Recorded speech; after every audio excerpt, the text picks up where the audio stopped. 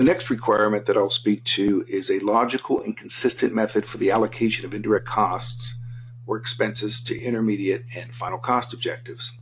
Interestingly enough, the Standard Form 1408 does not make mention of the capability of calculating indirect rates, but a purpose-built accounting system will give you that capability, and effectively what that enables you to do is loop through the chart of accounts and calculate your indirect rates for each of your indirect tiers, and those again are fringe benefits, overhead, and general and administrative expenses.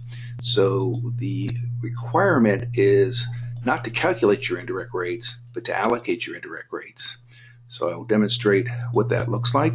I'll run a process here called indirect cost allocation. So I can select a range of contracts and task orders. This is a job order accounting system for purposes of allocating indirect rates. So in the press of a button, it's done. So effectively what the net result of that is it takes your indirect burdens, and we'll use burdens interchangeably with rates. So if I run a job ledger, I'll illustrate what the effect of that is. And this is what they're looking for specifically with that requirement, the logical and consistent method of allocating indirect rates. And consistency is part of the cost accounting standards. So I'm going to go ahead and run this report. And there is the effect.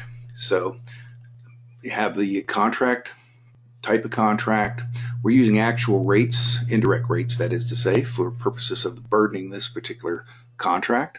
So I see my inception to date totals. Inception to date means contract to date. Got 255 hours of labor. There's the dollar amount associated with this, and this is cost, not revenue. And you see the burden, again, that word for fringe benefits. You'll see your other direct costs. You'll see an allocation of overhead and general administrative expenses to give you a full cost ledger. These totals, you'll see the percentage of each adds up to 100%. So that is the effect of the allocation of indirect costs to your contracts